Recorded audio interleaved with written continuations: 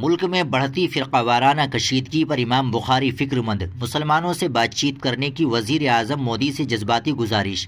ناظرین کرام السلام علیکم ورحمۃ اللہ وبرکاتہ۔ دہلی کی تاریخی جامع مسجد کے شاہی امام سید احمد بخاری نے ملک میں بڑھتی ہوئی فرقہ وارانہ کشیدگی پر گہری تشویش کا اظہار کیا۔ جمعے کی نماز کے دوران تقریر کرتے ہوئے وہ کافی جذباتی ہو گئے۔ اس دوران انہوں نے نم آنکھوں سے وزیر اعظم نریندر مودی سے مسلمانوں کے ساتھ بات چیت کرنے کی خصوصی اپیل کی۔ انہوں نے کہا کہ ہم 1947 سے بھی بدتر حالات میں کھڑے ہیں، کسی کو نہیں پتا کہ ملک کا مستقبل کس سمت میں جائے گا۔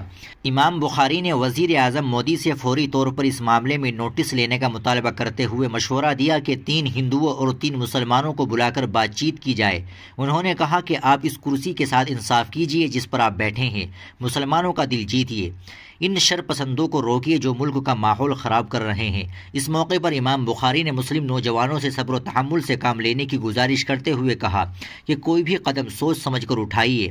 انہوں نے کہا ASI نے ہمیں بتایا کہ دہلی جامع مسجد کا سروے کرنے کا کوئی ارادہ نہیں، لیکن حکومت کو سنبھل، اجمیر اور دیگر مقامات پر ہو رہے سروے پر سنجیدگی سے غور کرنا چاہیے۔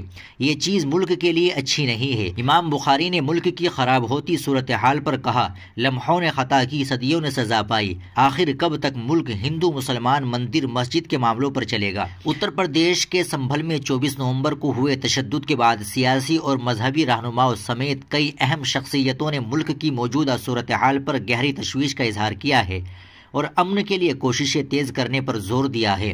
واضح ہو کہ اتر پردیش کے سنبھل میں نچلی عدالت نے مسجد کا سروے کرنے کا فیصلہ سنایا تھا، جس کے بعد علاقے میں کشیدگی پیدا ہو گئی تھی اور تشدد کے واقعات میں 4 لوگوں کی جانیں چلی گئی تھی، جبکہ کئی افراد زخمی ہو گئے تھے۔ ناظرین کرام، آپ امام بخاری کے بیان کے متعلق کیا کہنا چاہیں گے؟ کمنٹ باکس میں ضرور بتائیں۔ ویڈیو کو لائک اور شیئر ضرور کریں، چینل کو بھی سبسکرائب کر لیں۔